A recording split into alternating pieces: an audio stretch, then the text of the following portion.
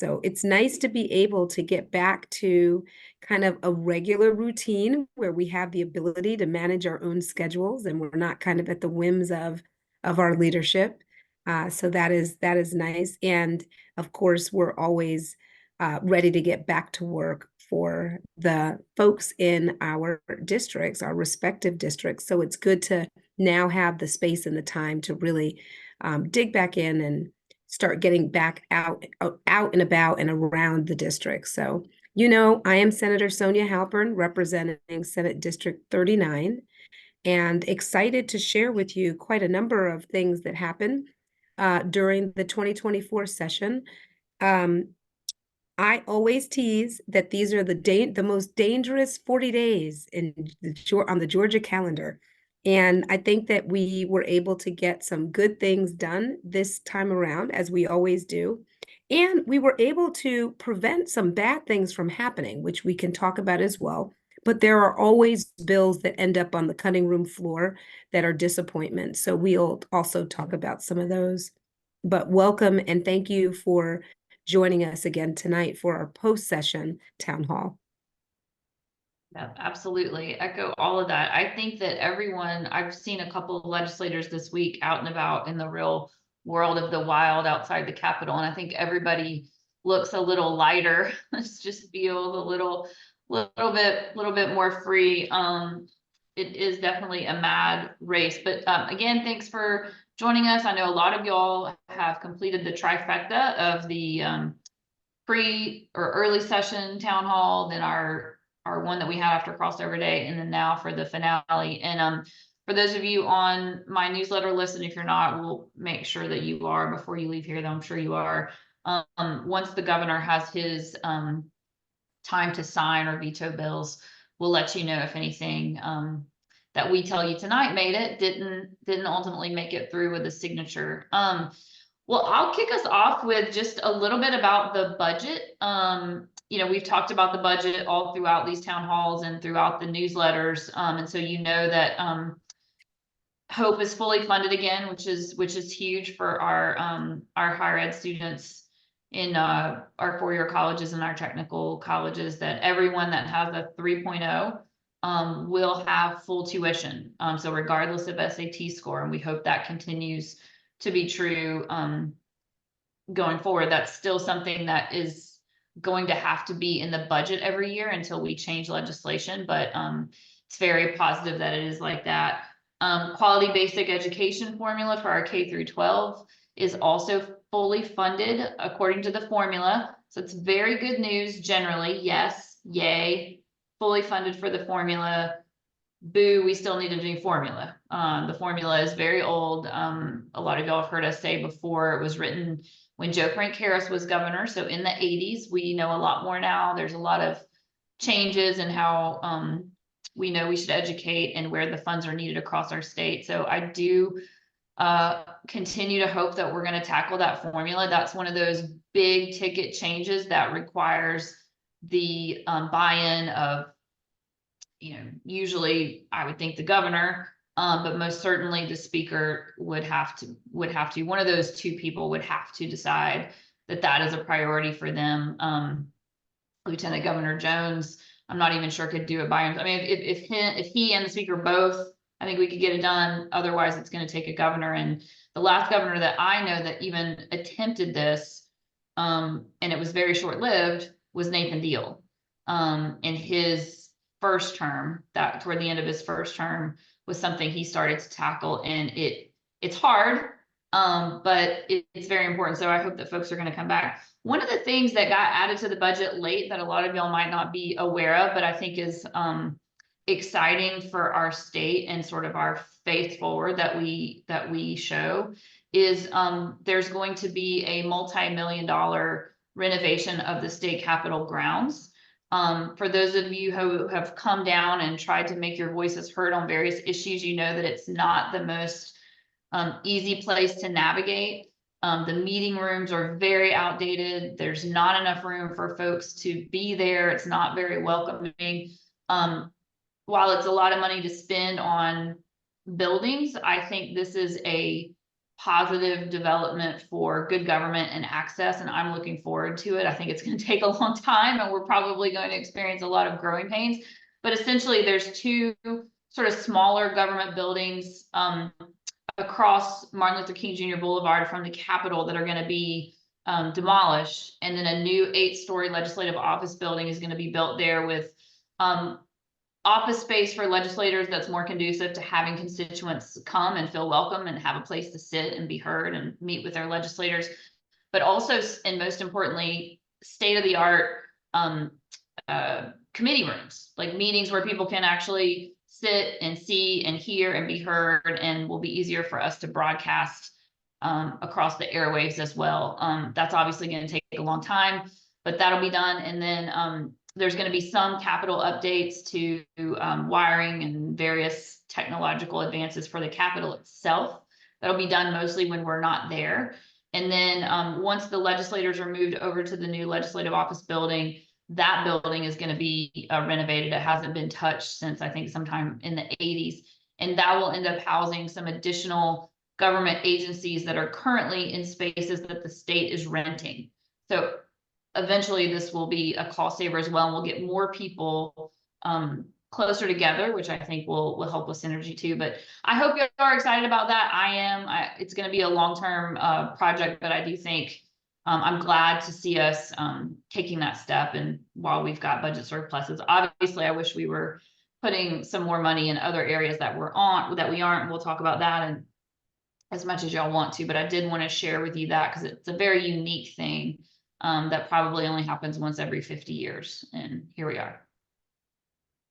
And we won't be kind of the only state to undertake a modernization of its capital and its legislative office buildings. That has kind of slowly but surely been happening in many of the states around us. And Representative Evans said it, while it is not an inexpensive venture, I do agree that it will really help to increase transparency of the work that we're doing and really provide a much more welcoming people's house. We tell you all the time, please come and see us and see the work that's happening even while we're in session. But the layout, the rooms does not make that an easy thing to do. One thing that I'm going to personally be excited about as well is that the new legislative office building will be able to connect to the Capitol without us having to go outside to get across the way. So I'm looking forward to that as well. And I'm hoping too that it'll have, a good retail. We've got all kinds of great Georgia grown products, Georgia products. So hopefully at the end of it, everybody will really be excited about the changes, and it'll make a real difference in the way that we're able to do our work and the number of people that we're able to accommodate in our committee rooms and also in meeting rooms. So when it's all said and done, we will be able to welcome you to a much better facility, and we will be able to do our work in a much better facility as well, which is more meaningful to the weight of the work that we're doing. I don't have much to add on the budget conversation, because I will tell you that when we get towards the end of the session, things really, really speed up. And the fascinating thing about the appropriations process this year, and I do sit on appropriations in the Senate, I'm on the Government Oversight Committee and Transportation Committee. But this year, and the work of the budget starts in the House. This year, by the time the House got us the budget, it was much later into the session than typical. And so the Senate then was in a mad dash race. We did send back our budget. And as is always the case with the budget, it goes into conference committee, which many of you all already know. That is when the Senate and the House don't totally agree. We go into conference committee in order to be able to work out the kinks. And so it was legitimately deep into the day on day 40 when we passed the budget. So it was a longer process than typical, and it got finalized much later in the day than typical, and it was on the final day. So I am still actually trying to uncover what the changes were from the time the Senate approved its budget and sent it back over to the House. But I will tell you that we were able to provide for cost of living increases for our teachers, for our law enforcement. So those things certainly did not change. And I believe to the point that was just made about really spending money on capital projects, I think that you will find as we pour through it that there are a lot of projects that are going to be happening throughout the state, building facilities, but also even on the college campuses that really are using cash. So some of the surplus that we have right now from prior years will be spent down on actual cash projects rather than using bonds to finance certain projects as well. Yeah, one other thing I meant to add on the budget, sort of a downer for those of you that received my newsletter, you saw that I was highlighting that there was 2.5 million for the Georgia Housing Voucher Program, which is a program that is part of us complying with our obligations under a settlement with the federal government on how we handle those with disabilities and mental health issues and trying to keep more of them in the community as opposed to institutionalized. And in fact, the department had said that they needed 10 million to meet current needs. And this was something that at one point was in the conference committee report, but was taken out. And so while that 2.5 million, I guess it's better than nothing, it is not what the department said was needed. So this will be a place where we'll be looking, and I know those that are mental health advocates will be making sure that we all do look at this when we come back and do the mid-year adjustment to the budget. Hopefully that's a place that we can do the right thing. I wish I had more detail about why that happened. Doesn't quite make sense to me with the first of all, it's a settlement with the federal government and we probably need to abide by it. But secondly, we've made mental health such a priority and that's been a good thing and a good change. And so anyway, that's frustrating, but that came to my attention yesterday from Elizabeth Appley. So I wanted to make sure to let you know about that. Someone posted in the comments about Senate Bill 349, which was a Yes. tax related bill. And my notes on that say that it didn't make it all the way. I believe that's right. And hold on, I'm pulling it up literally right now. I also remember that this bill, when we were talking about it, did not seem to affect those of us in Fulton County. It did not make it all the way. So that one died. Yeah. But I believe that here in Fulton, it wouldn't have impacted us because what it was trying to do, we're already doing. So it would have created more parity across the state from what we're already doing. But in any case, that one did not make it through. There is a note, and if we wanted to start with education, we could start there and answer this question about the Franken bill that was added. These are the culture war legislation at the very end, but it did not make it all the way through. If I am not mistaken, that got killed in the House.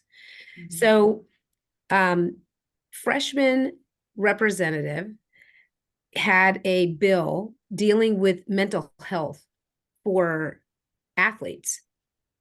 Great bill, came over to the Senate, got placed in the Education Committee. And when that bill was heard, they did leave his language. So just taking a step back for a moment, you'll recall that once we get to crossover day, if you have bills that have not made it across the chamber, then people are in shopping season to figure out where they may be able to take their bill's language and attach it to other bills. So what often can happen is that a chamber will either strip out entire language in an existing bill and instead put new language, or they will add language to the existing bill. In this particular case, they kept his language in on the mental health for and suicide prevention for athletes, student athletes, but they added in 4 other bills, including a bill on transgender sp sports. It was transgender sports. You know, there was a separate bill on transgender bathrooms, but transgender sports, it added in language from a separate Senate bill that was going to require parents to be notified every time their kid checked a library book out. It added in language from a separate Senate bill dealing with sex ed and gender identity, and specifically how that needed to be handled by schools, including private schools. And it added in one other bill, and I'm blanking on what that fourth bill was, but it took his single bill and it added in 4 additional items into the bill. And some of the items we had never actually discussed. Yeah, some of the items we had actually never discussed before. So we'd never really had hearings on it. And it was immediately pushed through. And it was presented as these initiatives being priorities of the lieutenant governor. So in any case, the bill did pass on a party line vote. But when it came back to the House, because as the process goes, it was a House bill. So once the Senate amends it or changes it, then it has to go back to the House for an agree or disagree. And in this case, it never came back to the House floor for that agree or disagree. So it effectively died. And none of those pieces of legislation, therefore, are being sent to the governor's desk. Yeah, it was high drama in the House. There was a lot of discussion about whether it was going to be brought up or not by the speaker, but he really held strong. And I think his comments at the end of the night were very, very telling about where he is and hopefully where he will remain, which is that the House is going to focus on legislation that affects the majority of Georgians and not get caught up in political campaign issues. And those were not his exact words, but it was something like that. And I found it very, very heartening and very comforting that those bills did not come up. One of the things that I thought was the most hateful through all of that, you know, personally, I know it wasn't personal. These things never are usually, but the freshman representative, Representative Amari Crawford, the bill that he passed to help high school athletes pass the House unanimously or near unanimously. It was a great thing for a member of the minority party to get a bill passed. Amari had worked very hard on it, and it was really going to make a difference for students and mental health. And so to see it hijacked in the Senate and these measures added on to it, which would have done exactly the opposite of what Representative Crawford was trying to do, which was to decrease teen suicide. This, you know, studies show what they were trying to do here would have gone exactly the opposite. And then one of those items was, as mentioned, to not allow access to certain medications, puberty blockers and things like that, that doctors and parents decide collectively are right for their youth after trying various things. And Kay Kilpatrick, I always say her name wrong, the senator. Yeah. And Kay, she's a doctor. And I know she made an amendment on the floor to attempt to say at least grandfather in those youth that are already on these medications. Don't just say all of a sudden one day you can get them and the next day you can't. At least grandfather those students in so that we're not changing course so quickly, which could obviously have very drastic effects for these youth. And that didn't even work. And so it just sort of added to the feeling that this was very, very hateful and not keeping with keeping our kids front of mind. And you know, my heart and my applause goes out to parents of transgender youth who were at the Capitol all night. They did not leave. They were in the halls all night until the end to fight for their kids. And you know, it's sad that they had to do that, but it was inspiring, and I was really glad that the House held strong there. And you know, all those bills also that Senator Halpern mentioned that got added, those were all floating around on their own as well, and could have passed the The library bill was particularly dangerous, had passed the Senate, died in a House committee the morning of sine die. And, that one is scary for a lot of reasons that I think are obvious to those on this call. But one of the things that I hadn't realized until I happened to be at the committee hearing where this bill was heard at one point is that some of our higher ed institutions, like particularly law libraries, were really at risk of losing funding and their memberships in different library organizations that go to accreditation and things like that. So you have one of those moments where you're like, what are we doing? I mean, we are messing with the very fabric of our educational system, our higher educational system. I can't help but plug that the University of Georgia School of Law, just today, it was announced 2 years in a row, top 20 law school, US News and World Reports, huge. We had several of our professional programs at UGA that were in the top 20. You've got Emory, Georgia State, Georgia, all these higher higher education institutions are doing great things and getting great reputations. And they're really having to fight against the folks that are supposed to be propping them up with funds and legislative support, not making it harder for them to achieve all those milestones. So all that to say, yay, the worst didn't happen. It could have. And it could have.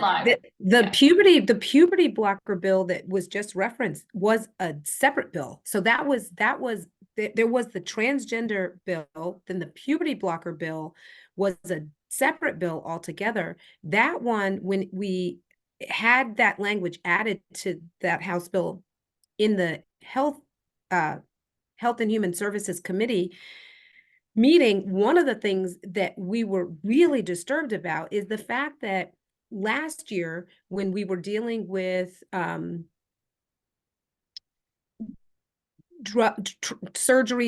transgender surgeries, and hormones and puberty blockers, we expressly did not touch puberty blockers. And so we never heard testimony on puberty blockers, because that was going to be off limits, and it was off limits in 2023. The difficult thing, again, when you get towards the end of session and people are shopping for places to put bills that have not gone anywhere, is that in the case of the puberty blockers, the chairman of the Health and Human Services Committee is the one that brought that language. He chairs the committee. He knows what's going to be on the agenda for the meeting. And so we arrived to the meeting unaware. I mean, we had started to hear rumors that was being amended onto a bill, but we did not know that for certain. And when it got to the testimony piece, it was clear that there were a group of people who knew that this bill was coming and this language was coming, because they were there to testify in support of the bill. And there was nobody there, because nobody had the advance notice to testify against it at all.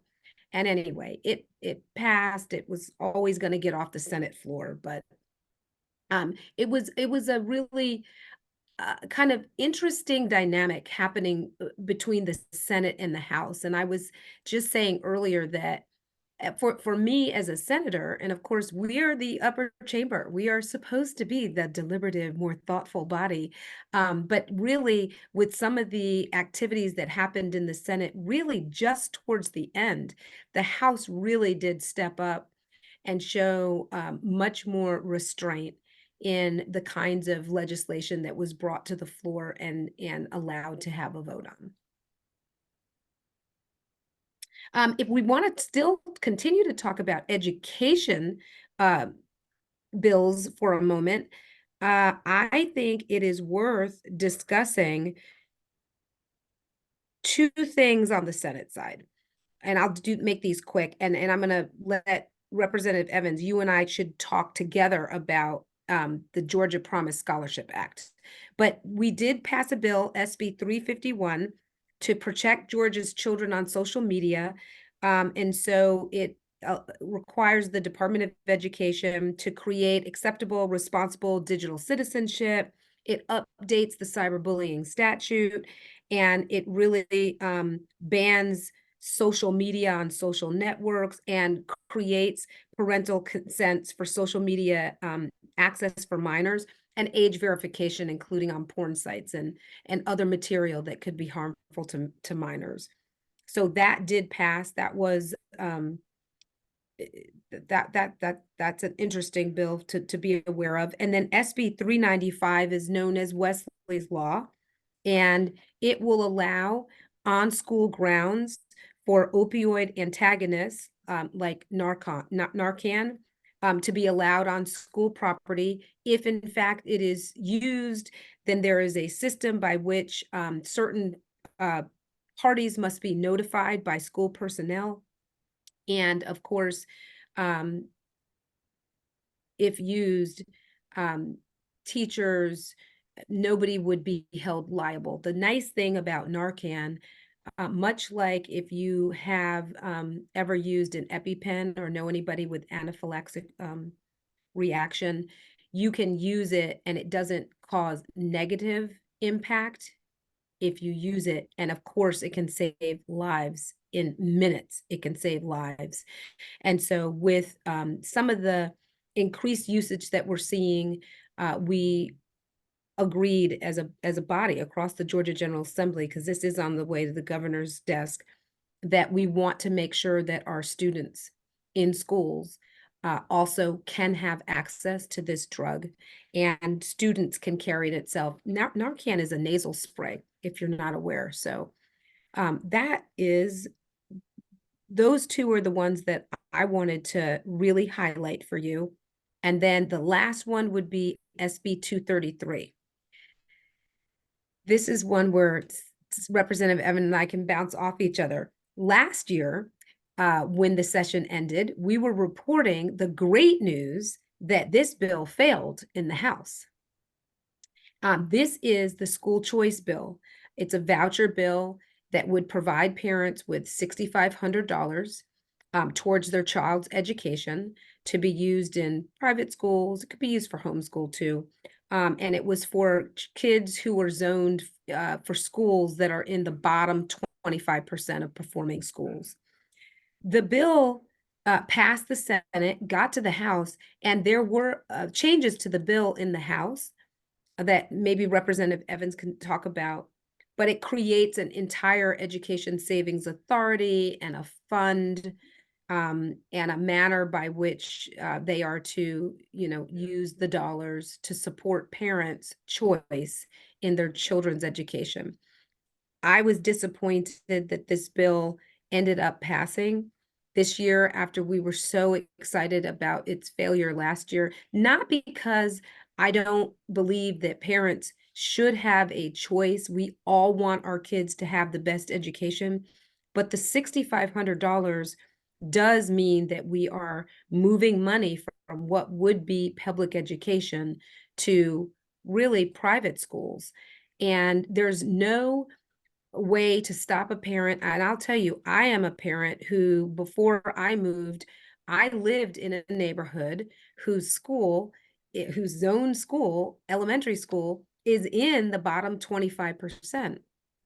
I did happen to send my child to a private school that I paid for, but now, because I live in that neighborhood, even if I can pay for that private school myself, I can take the $6,500 and use it to decrease my own tuition bill.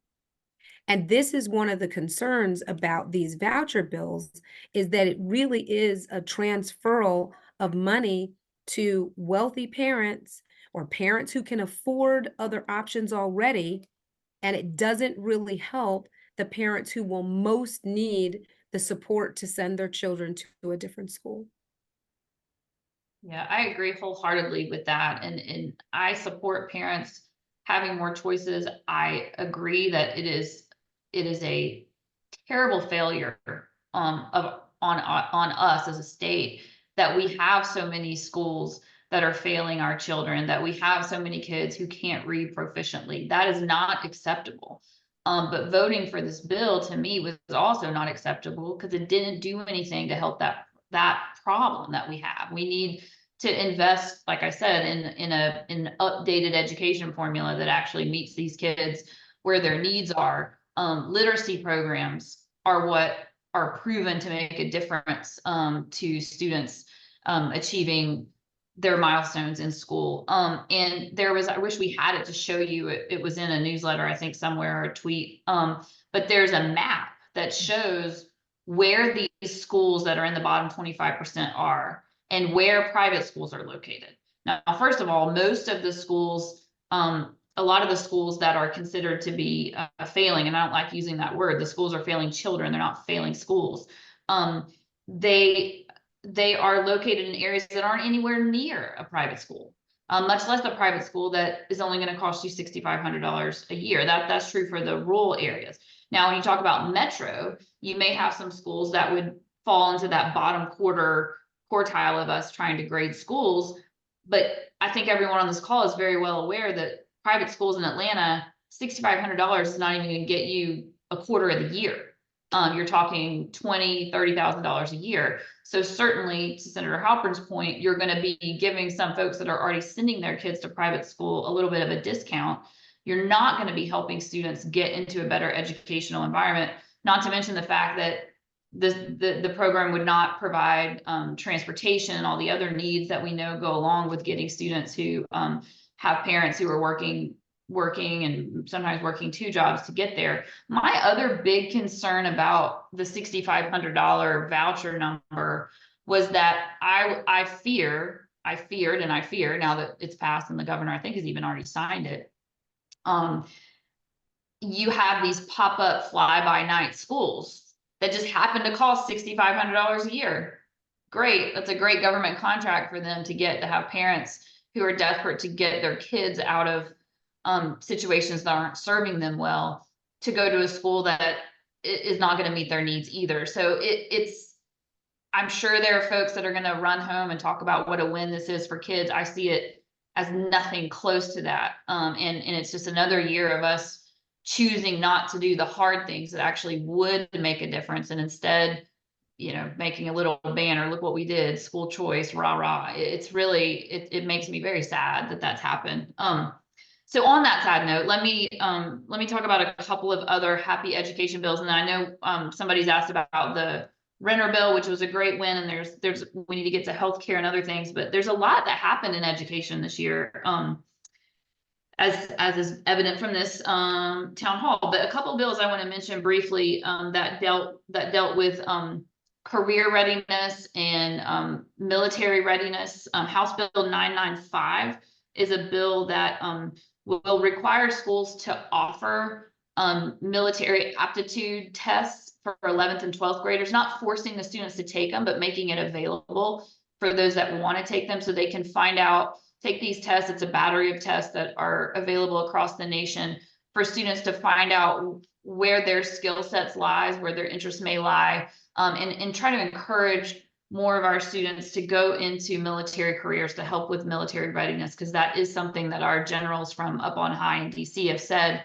we're lagging, and our readiness is going to be affected if we don't do something. So this is our way in Georgia of helping that. Also, Senate Bill 399 was a bill that came out of a study committee that I was a part of over the off season to try to align better our the credits that students can use from dual enrollment, and then to technical college, and then if they want to continue on to a 4-year college, trying to make that a little bit more understandable. Because right now, even to folks that, like me, that kind of understand or think they understand the higher education system, it feels like a black box. And I can only imagine being a parent or a student trying to navigate. So this bill requires technical college system, university system, and the dual enrollment programs to work together to try to make it more of a seamless process. If you do this, then you can do that, and then move on to this, instead of it being so you can get certain credits and then all of a sudden they don't apply to the next step. That was the barrier that we were trying to eliminate there, and I look forward to that hopefully working.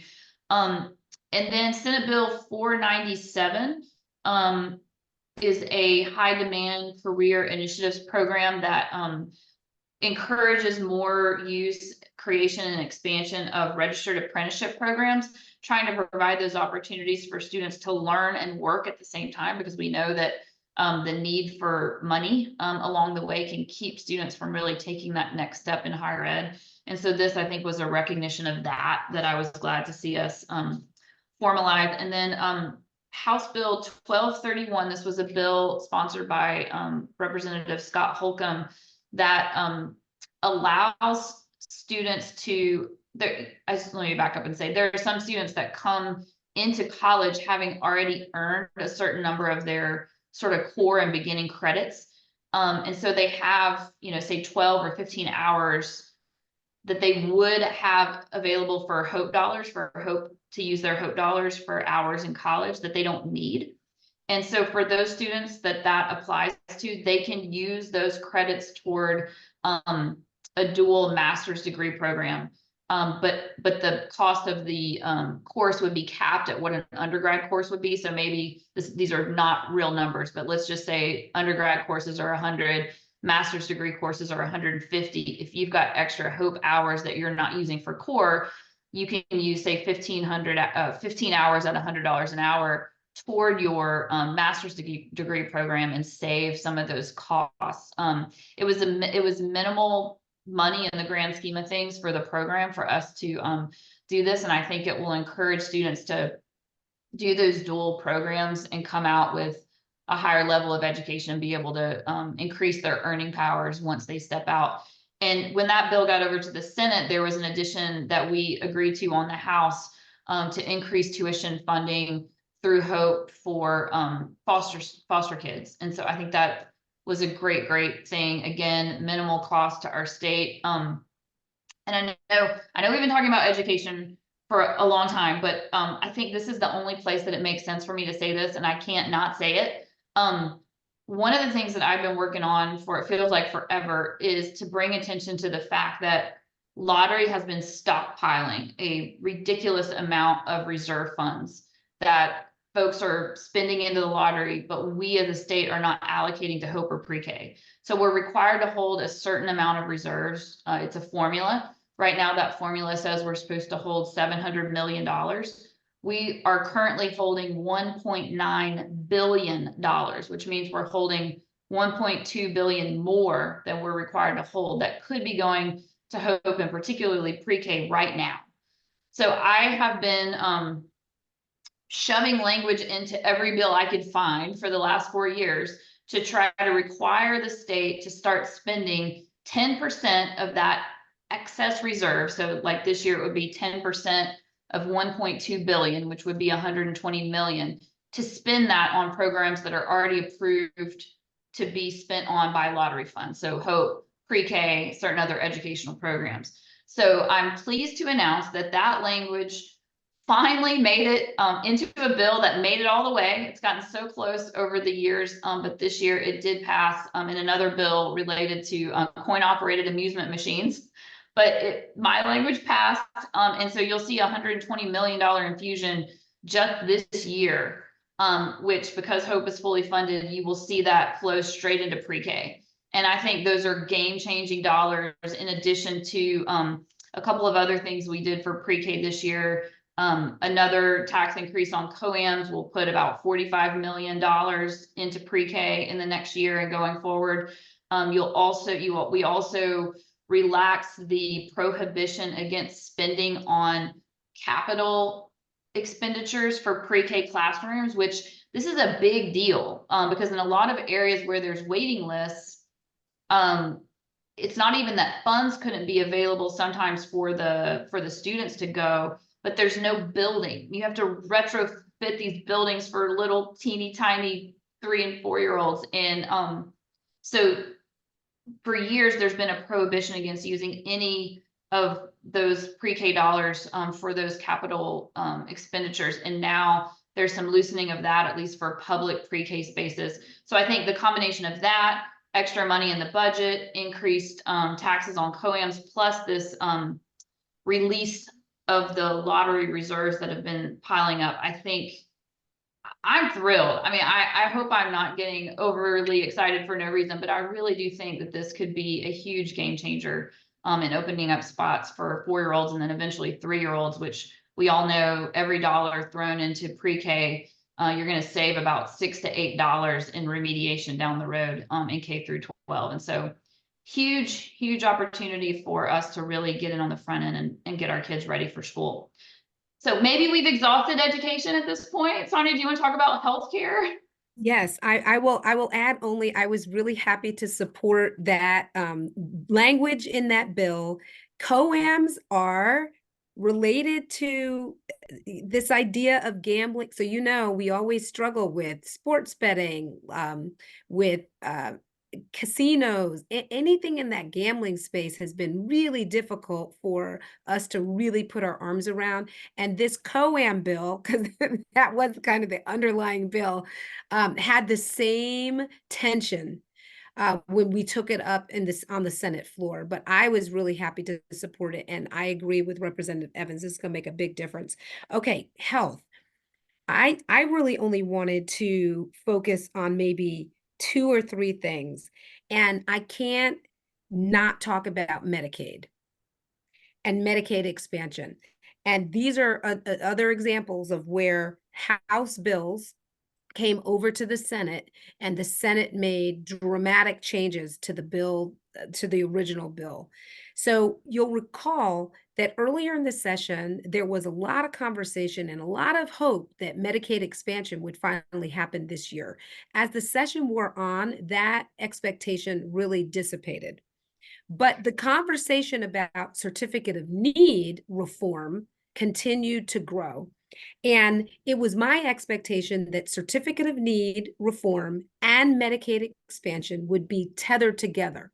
Not that it would be one bill, but that each one of those things would have to kind of flow together in order to get either one over the finish line. As it turns out, that's not the case. Certificate of need reform did get over the finish line, and that's HB 1339. So certificate of need, you recall that it allowed, there's lots of rules and regulations as to surgical facility, hospitals. And anyway, it has been a long time since Georgia has done anything about certificate of need.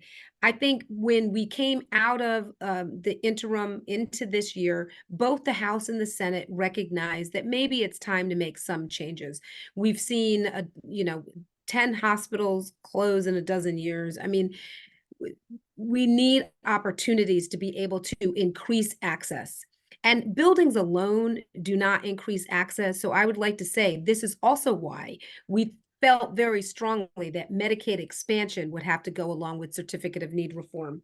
But in any case, we did pass a piece of legislation, and it creates a pathway for a number of things that are good things. Now, if you were to go to the link and look at the voting record, what you're going to find is that Democrats voted against this final bill. But it is because we believe deeply that Medicaid expansion should come along with it. And in all the other states that held out and did not expand Medicaid, when they changed certificate of need, that is the point at which they also expanded Medicaid. They recognize that one without the other isn't going to change the health of their constituents. So we were making the case that we still need to do Medicaid expansion. And that is why you will see, like I said at the link, that Democrats voted against certificate of need. But it does do some good things. So for one thing, it opens up the opportunity for a hospital that's already closed in Cuthbert to reopen. So it provides an exemption so that hospitals that close, that believe that they can reopen and have the money, can do so within X amount of years of closing. I believe it's 2 years or so of closure. It opens up a pathway closer to home with the closure of Atlanta Medical Center, and this real healthcare gap that we have now. We have a hospital desert kind of south of 20 in Fulton County. This new bill opens up a pathway and opportunity for Morehouse School of Medicine to have a teaching hospital. Morehouse School of Medicine is one of, I believe it may be the only medical school here in Georgia that does not already have its own teaching hospital.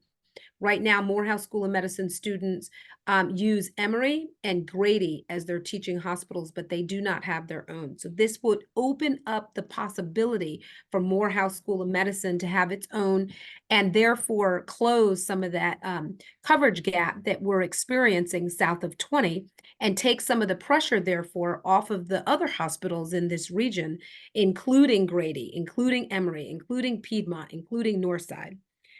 It allows for birthing centers to be exempted from certificate of need requirement. And it makes sure, though, understanding that we do have a maternal mortality issue in our state. So it opens up the opportunity for birthing centers to exist, and mothers to choose birthing centers as their place that they want to give birth, but only if they are located within a certain I believe it's miles rather than length of time to an actual hospital. Because if something goes wrong, you need to be able to get the mom to a place that's going to have more equipment. Let me think, what else does it do? I mean, those are some of the big things in this certificate of need reform package. That are good things. I would not tell you that they're not good things. I am excited about many of the points that are in this bill. And yet, I do still qualify it by saying that buildings alone are not going to increase access for patients. We need to have more people covered by insurance and insured. We actually need to increase our Medicaid reimbursable rates so that we can keep doctors here practicing. And of course, we need more doctors. We need more people who want to be here. We need more nurses. We do have healthcare is one of our high demand career areas, and we are doing a lot of work in lots of different ways to try to fill those gaps. So the buildings alone will not help necessarily, but they are, I think, a good start. And certificate of need reform is something that we haven't done in decades. Yeah, and I agree with that. It hurt my heart a little bit to vote against the bill because there was so much good in it, but it was the the principle of the deal, the compromise that we were led to believe would be possible. And that was for there to be some Medicaid expansion. Earlier in the year, we had talked about the Arkansas model. Um, and that was something that seemed very possible at the beginning, and then seemed impossible, and then started to seem possible again, and then our hopes were just dashed there at the end. Rug ripped right out from under us. So now I do want to share, though, on the Medicaid front, an interesting development. And I do think that this is important for you all to know this background. So HB 1077 is a bill that came over to the Senate. And part of the reason why we thought that there was a good deal going between certificate of need moving forward and Medicaid expansion moving forward is because in the Senate, we actually took the speakers, kind of the best parts of the speaker's Medicaid expansion bill. We took that, we worked with a number of different advocacy groups. And I say that, but I mean Georgians for a Healthier Future, like organizations that are focused on nothing but health policy, and crafted a new Medicaid bill that was very close to the one that Speaker Burns had introduced earlier in the year. And we had gotten approval in the Senate. We negotiated, and we were successful in getting agreement to give us a hearing. I think this is a win, and I want you guys to know that this is the first hearing that we have had on Medicaid expansion in 14 years. So it was a big deal for us to get that. And even better, we were able to get Republicans in that committee and during that hearing to admit themselves that it is time to expand Medicaid and to give patients access, and that we need more insured patients in this state. Ultimately, when it came down for a vote, and I'll give you more of the background, but when it came down to the vote, at the point that it was time to vote, there were additional people who were in that committee room, people who were not ex officio members of the committee ordinarily, and people who are not ordinarily committee members, but they got called to the committee room and they ended up voting against it. We had gone into the meeting believing that we were not just going to get a vote, but in fact that it was going to pass out of committee. That didn't happen. Instead, what happened is that it tied in committee. Still a win, not the win we wanted. But I would say this is still a win that the first hearing on Medicaid came to a vote at all, was not just a hearing, did get a vote, and got a tie vote. So ultimately, the rationale that we were told, the explanation for why it did not pass and why Republicans decided against it, is that they really want to give the governor's pathways to coverage option more time. They believe that it can be successful and they want to give it more time. I would like to say that since that program has been instituted, it has cost the state $26 million and has signed up 3,000 of the 600,000 people who would ordinarily qualify. 3,000. It is costing us more money than Medicaid expansion would, and it is netting us less insured than Medicaid expansion would as well. The other thing to just remember and keep in the back of your mind, because we are a state that touts being about business. I mean, there is an additional $1.2 billion sweetener on the table from our 2 US senators. They were able to negotiate a sweetener that is sitting there waiting for Georgia, on top of the 90 cents for every dollar on top of that, if we expand Medicaid. And so it was very disappointing that this was not the year, but it was it was great that we were able to move this ball further up the field than we ever have before, that the conversations, as much as they stalled, that it's coming, right? It's got to be coming. It's clear all the things that we're doing to avoid Medicaid expansion are not getting the job done. So the governor gets his additional time as he wanted, because that was really the wish of the governor's office. And so he gets his wish to have more time for the pathways to coverage. But ultimately, we remain in a position where we're going to have to do something. And if I'm not mistaken, did Representative Evans, did the study committee pass to study Medicaid expansion? So, so yes and no. So the reason that I agree with Senator Halpern that yes, this is disappointing that it didn't happen, but yes, I'm encouraged, and yes, it is going to happen. It's a when, not if. Is that part of 1339 that passed was to create a commission to look at things like the Arkansas model and other, that one in particular. My understanding is that's the intent, is to look at that. And I know there were those of us on the Democratic side of the aisle that were really making fun, is not the right word, but I mean, come on, what else do we need to study? There are states all across the country that are doing this. We don't have to look any further than there to see how this is working. And so some of those on the House side in leadership kept emphasizing this is not a study committee, it is a commission. And, you know, the distinction I draw that I think they were trying to make is that this is a commission that's going to put it in place, as opposed to a study committee that's going to study whether it's a good idea or not. Now six of one, half dozen of the other, perhaps, but I think it matters that they did not call it, they did not want to call it a study committee. They wanted to call it a commission.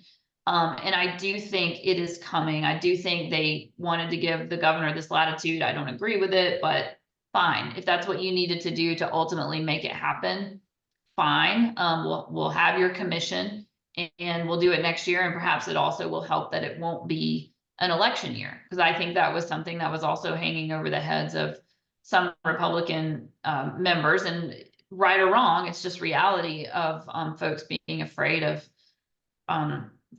primaries to their right. So someone had asked about study committees overall. We passed a ton of House study committees, not commissions, but House study committees. We're going to try to get a list together for you. One that I can tell you for sure that passed, because I was a co-sponsor of it, was a study committee to look at the changes that we've made over the years in higher education, from going from the quarter system to the semester system. That was a change that happened like mid to late 1990s. And we wanted to look at this. Ways and Means Chairman Shaw Blackman was the lead sponsor on that. It was something that he and I talked about. And the main reason that I'm excited about it and seeing, is this helping us? Is this a good thing? Is that the quarter system provides 3 chances to have graduation and have people move into the workforce, as opposed to the semester system, which gives you 2. You still have that summer course, but that's not typically a place where folks graduate. But having the quarter system, you've got more, or 4, sorry, let me do my math. You've got more opportunities for folks to enter into the workforce faster. And I think in a state like ours that's growing, where we're really trying to get folks educated, not just for the sake of being educated, but to enter into the workforce, I think this is positive. But we'll put together, it's a long list, and instead of just naming them all out, we'll send it out when we send out the recap, if that's okay, unless anybody has any specific ones they want to know about, and just put that in the chat and we'll pop on it. We have So far less study committees that we approved in the Senate, but I don't have our full list either, but I want to say it's about 5. I did have one though that I wanted to call out in particular, which is SR 471. And it is a Senate study committee that will be looking specifically at issues of access to affordable childcare. So I think that that is going to be a very promising one. And I will be hopeful to be appointed to that one. But there are several others. I just don't have the full list in front of me as well. Make sure you yeah, it looks like we're going to be doing a lot of the House list. I think there may be like a dozen. I mean, it was a lot. So we are going to be doing a lot of work in this election off season. I want to talk briefly about House Bill 404. It was on our list anyway, and then I saw a question about it in the chat. This is the Safe at Home Act. It started last year, and passed the House last year and didn't make it out in the Senate. But it is a bill to provide protections for renters. And for the very first time in the history of our code, as far as I know, we are going to have essentially a warranty of habitability for renters. So, your heat needs to work, the water needs to work, mold cannot be there. All of these things that I think will end up being brought to bear and tested ultimately probably by legal aid lawyers in court when we test what is habitability. But I think that basic framework: no mold, no rat infestation, no roach infestations, utilities work, heat in the winter, air in the summer.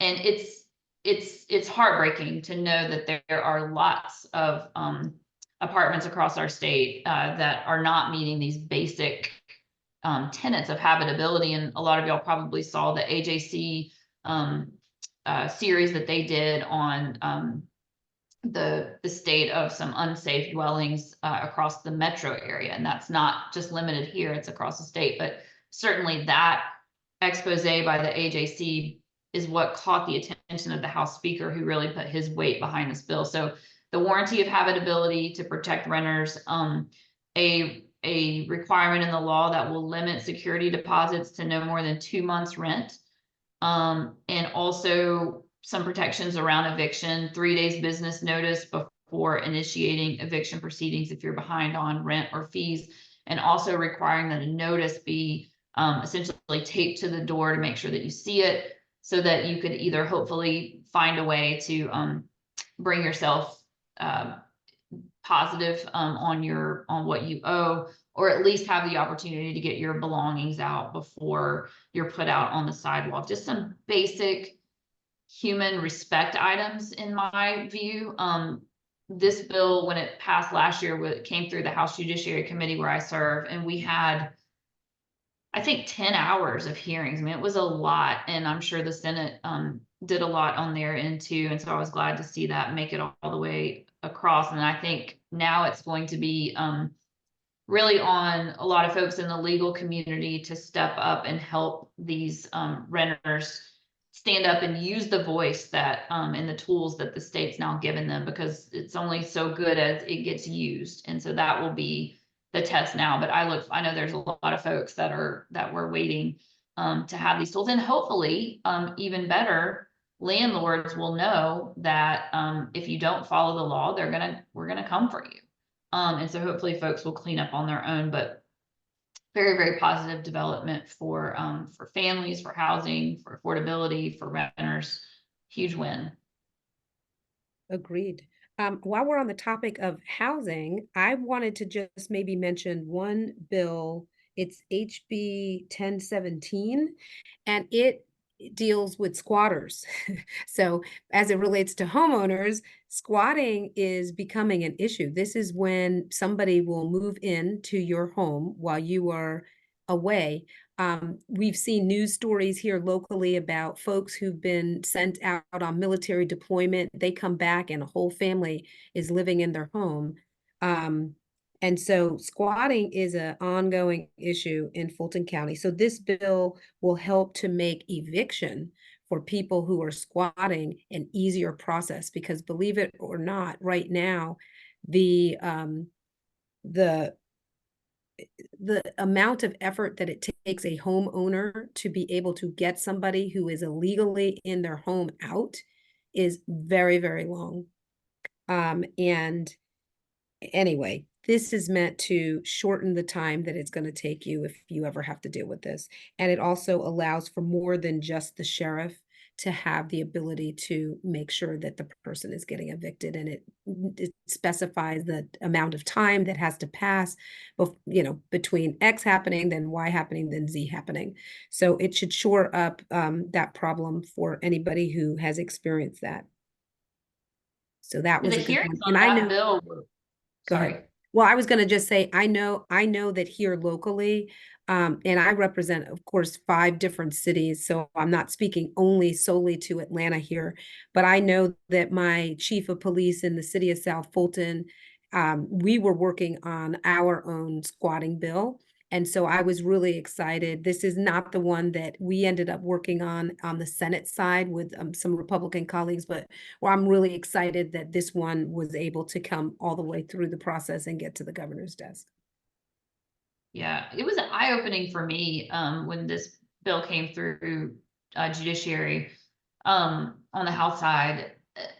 One of the things that I was completely unaware of that apparently is happening a lot in Metro Atlanta, maybe it's not a surprise to you, but I'll share in case it was, because it was to me, is that you have folks being so bold as to offer leases to other folks on properties that they don't have any right to. And so one of the problems that we struggled with in the Judiciary Committee was how to protect the true homeowner to be able to get access back to their property when folks are squatting there, but also to protect in some way the folks that are their squatters, but they thought they were entering into a valid lease, thought that they had a right for some temporary stay or whatever the case may be. Now, some of us may question whether they were really looking out, and maybe there should be more buyer beware, but we didn't want situations where folks that thought they had a valid lease are getting, thrown out of the house at 2 a.m. And so there are some safeguards in the way, but also taking away what I thought were just tremendous barriers to being able to actually execute and a warrant or whatever it's called to evict someone who has no right to be there and knows they have no right to be there, have been told and given an opportunity to leave and they still won't leave. we were hearing horror stories of months on end where folks were not able to get access to their properties and folks were just hauled up. So hopefully this will work and give some relief. A shout out to the Marshal Service for the city. They were there at these hearings, and I'm sure no agency is perfect, but I was impressed by the willingness of the officers that were present to work with us to craft language to make it workable, and pointing out where some of the things that we wanted to do were just simply not going to work out on the field. And I applaud my fellow committee members for slowing down. We were going a little fast, and we slowed down and really listened, and I think made the bill a lot better. It was a great example of legislators working with those that know and are going to be the ones to implement the bill. So that was very positive. I wanted to talk about Senate Bill 10 because I know there's a lot of folks on that are continuously dealing with the issue of drag racing and street racing. But Senator Halpern, I think you were more involved with that one and may have better details than I do. I would just say, so this is a bill that came through public safety. I do sit on that committee. And so 2 years ago, maybe 3 years ago, we did pass a bill that got signed into law pertaining to drag racing.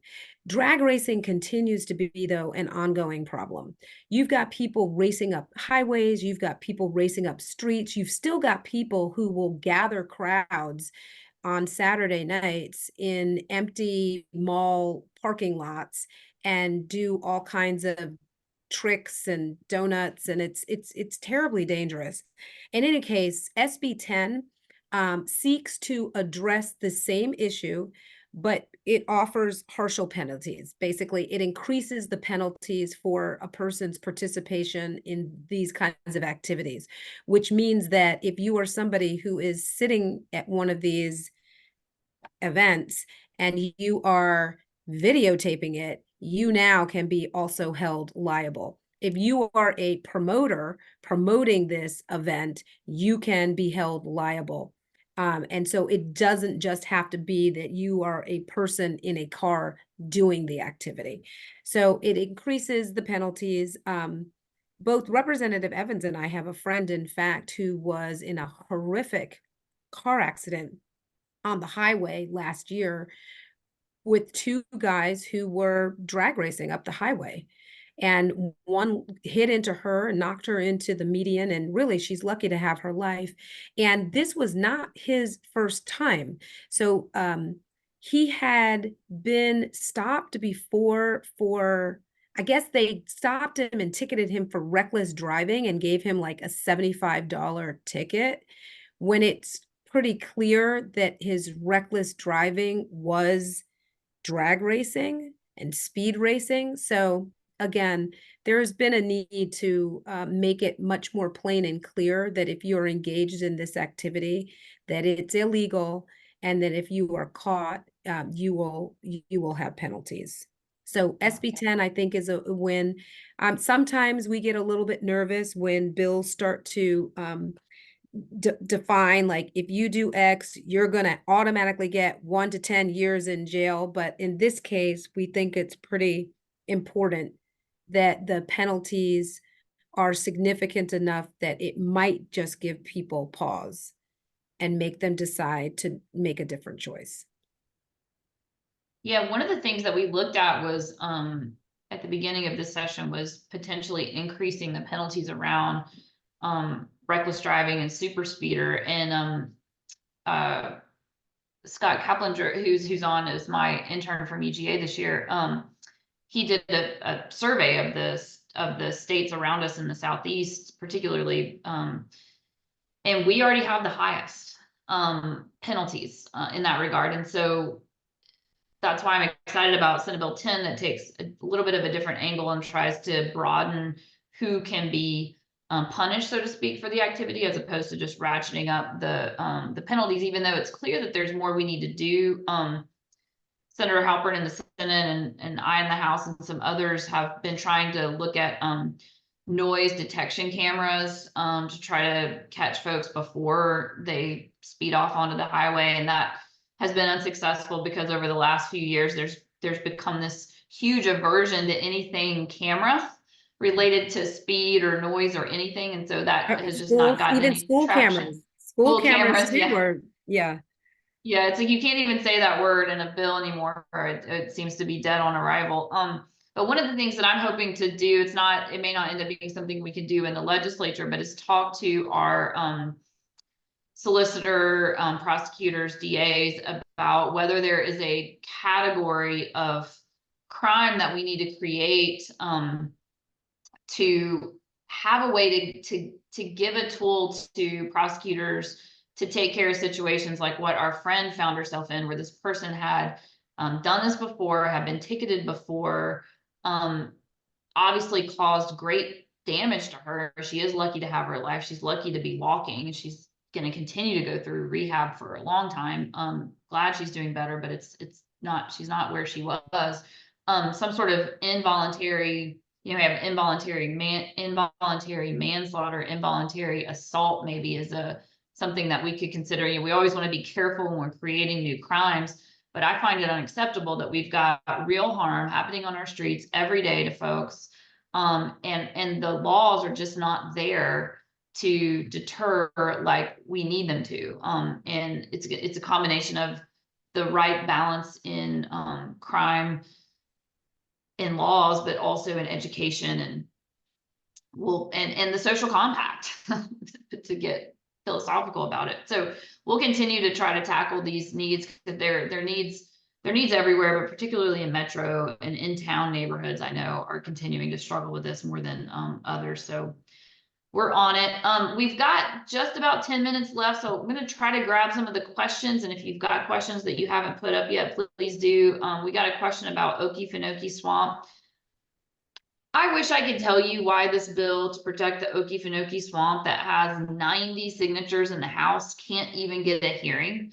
It is appalling, but that is the state of affairs. There's some companies that want to drill along the Okefenokee Swamp. One is close to or has gotten what he needs from EPD, and there was legislation introduced a couple years ago that again has 90 sponsors, and we have 180 in the House. You need 90 votes to pass something, 91 votes, and that bill can't even get a hearing to put in more protections for our swamp vis-a-vis those who want to drill, because this is a very precious natural resource, and once it's gone, it's gone. We can't get it back, and it's a treasure for our state. And again, I wish I could explain to you why, but I can't. I don't know what it is that is preventing a hearing. I can only assume it's a business interest that has ties to leadership that are blocking this bill. There was a second attempt at sort of a Okefenokee protection light bill that would have put a moratorium on more licenses to drill. If I'm not mistaken, that bill didn't make it all the way through. It passed out of the House, and then I think it maybe got added to something, but it didn't ultimately get caught up in the Senate for an agree. I think is my memory. So I have no good answers, but that is the state of affairs on the Okefenokee Swamp.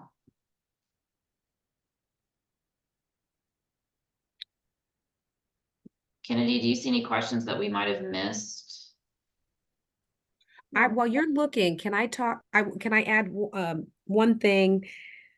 I just want to remind everybody, SB 332 is the Senate bill. It passed and got to the governor's desk. It's the Prosecuting Attorneys Qualifications Commission.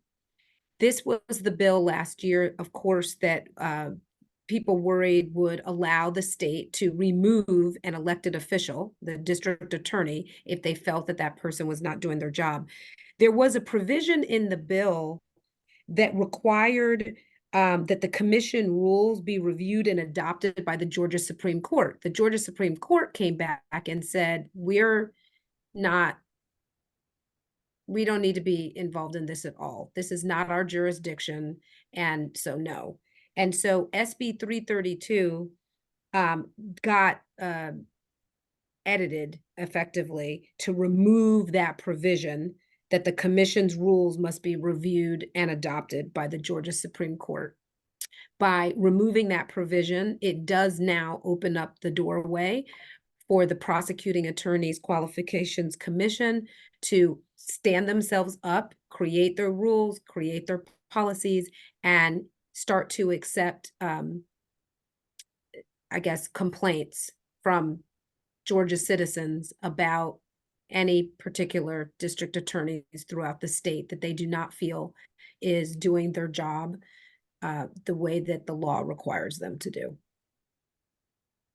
Yeah, I thought it very ironic, maybe is the right word, that when the Supreme Court said, we don't think this is our lane, we don't think we have jurisdiction to do these rules, instead of the folks that were sponsoring this bill coming up with an alternate group to approve rules, like, for example, the state bar or any other independent body other than the court, they just said no one has to approve the rules. And so for an oversight commission to say we don't need any oversight, when it originally somebody thought there should have been, and that's what the courts were going to do, I thought that was just very telling about we're just going to pass this, you know, don't come hell or high water, it doesn't matter, we're not, nothing is going to stop us.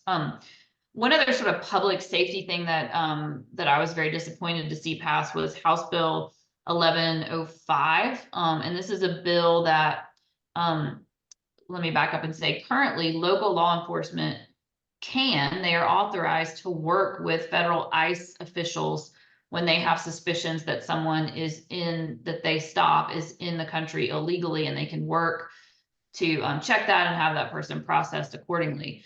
House Bill 1105 now requires local law enforcement to make those connections with federal ICE officials when there is a suspicion of someone not being in the country legally. And, you know, at first glance, you think, oh, if folks are not supposed to be here, they're not supposed to be here. But think about the scenario we're setting up. Just take, for example, the city of Atlanta, which obviously has a lot of, APD has a lot of strains on its time to deal with violent crime and other problems in our city. Let's say an officer pulls someone over for a minor traffic infraction, running a stop sign at 2 a.m. when no one's on the road, or a busted out taillight, for example. And then the person doesn't have documents. Now this person, instead of going back out on the beat and perhaps patrolling in an area that is known to be high crime or whatever the need may be, they've got to stop what they're doing and go connect with an ICE officer. This does not seem like the right way to prioritize law enforcement time. I think local law enforcement officers should be the ones, those in charge of those departments should be the one prioritizing the time. And what this bill does, is if the local law enforcement officers are not coordinating with ICE, as the bill requires them to do, they will lose funding. So this is a bill from Republican leadership to defund the police when they are not exercising priorities that the state has decided should be mandated upon the local authorities, instead of APD or whatever the local government may be prioritizing their officers' time. And I just think that's the antithesis of trying to keep our streets safe, to take that discretion away from our law enforcement officers. This was fueled. It's a bill that's been floating around for a while. It's not a new idea. It's something that's happened in other states over the years. It's been introduced in Georgia, but this really caught fire this year after the death of Laken Riley in Athens, who was killed by someone who was not documented. And this was just sort of the ticket that took this up. And, you know, that's unfortunate that incident was used for this, because no one's shown me that this would have saved her life. And maybe having more law enforcement officers on the streets could have. But that was a big disappointment this year. It's a bill that's not seen the light of day over the years, but did this year. I don't think we have any more questions. I think Senator Hopper, you may have been a sponsor of this in the Senate. We were able to pass locally Senate Bill 439, which is going to provide a tax break for seniors that apply for it. And that was a compromise between the Atlanta Public School Board and legislators and seniors who were looking for some relief. And so folks should start seeing that in the coming tax year. Yes. I'm trying to think, I will add, so we talked about lots of bills that passed. On the cutting room floor, we mentioned Medicaid, we mentioned sports betting. The one other one that I did want to mention, because I think this is important, and it is on the cutting room floor, so that was good, is that HB 1182, it was the state low-income housing tax credit that was going to be changed. So right now, the Department of Community Affairs really uses these low-income housing credits, and it is the way to get developers. It is an offset in order to incentivize developers to build low-income housing. They are offered a tax credit. This particular bill would have really eliminated the ability for that tax credit to be used as much as it is. I want to say, I believe that 7,000 units a year are built based on these tax credits. And with the bill, the way that the bill was written, because you'll recall that there was a whole study done all last year about all of our tax credits and which ones are no longer necessary or which ones are costing us too much. But they decided that the state low-income housing credit was one that should be changed. So the 7,000 housing units that are being built currently would have been reduced to something like 2,500 a year.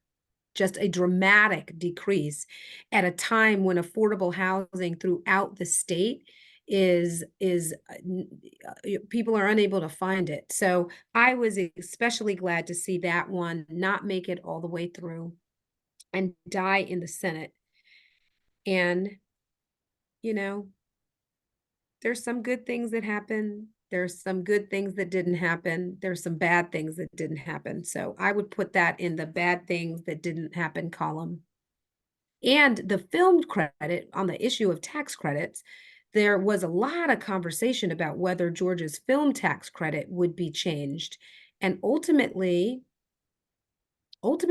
we never got final passage on changes to the film tax credit. I don't believe that we ever got We final didn't. passage on that. Yeah, Yeah. I'm shocked by that. Because I know that it was worked on and changes were passed in the Senate. And anyway, that one didn't change. So everything remains the same for a film tax credit. And so that's a good thing. Our historic preservation tax credits, we were able to extend those. So those were set to sunset. So we've extended those. So they will continue to be in place, which is a wonderful way for us to preserve historic buildings across the state. So that's still in place as well. Yeah, it was overall things that we wanted to get done didn't. Certainly some things we didn't want to happen did, but overall I would say a good session. It could have been I always think when I get upset about what did and didn't pass, I always try not to get discouraged by that, but rather be encouraged to work harder. And I know this is not a partisan event and not everyone on this call is a Democrat, but to me, I think you see the power in the ability to set the agenda. And so it is worth continuing to fight for either shared power or democratic power to get control of the pen that writes the agenda, because that is that's everything. I mean, someone's deciding the bills that we vote on and don't vote on. I've had folks say, well, no one can be against that idea, whatever the idea may be. But if the bill doesn't get to the floor to get voted on, it doesn't really matter how many people are for it, i.e. Okefenokee swamp protections. So we're hanging in there. I know Mr. Aiken had another question about 349, and if I'm not sure I understand what the concern is there. So let's take that offline and see if we can address the concern there. Closing remarks from Senator Halpern, if she wants any. I just want to say thank you so much for your support during the session, your letters, your calls, your Atta Girls, being at these town halls.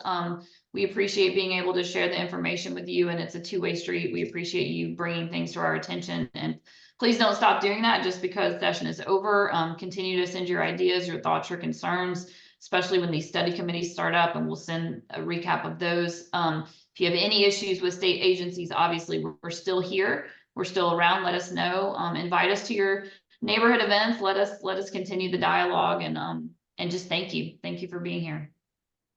I don't have anything to add. Thank you. And yes, we will continue to be in touch. You know where to find me, I hope, and maybe I'll put it in here quickly. But you know how to find me. Please don't be a stranger. One of the things that I love about being in the interim is really being able to get to better know constituents and actually get out and throughout the district and in and out of different neighborhoods and really have a better understanding of what your concerns are. Because that is really how I can come into a new session with good ideas for new pieces of legislation that I know will make a difference for the folks that are in District 39 and then Georgians in general. So don't be a stranger. And here I'm going to put it in my email here before we say goodbye. And sign up for our newsletters and let us know how we can be helpful. If there's anything at all that I can ever do to be of service, please reach out. Reminder too, you know, once there's legislation, but there's all these great state departments. And if you ever need help navigating a state department or have questions, let us be your bridge to the department heads as well. Thanks, everybody. Thank you.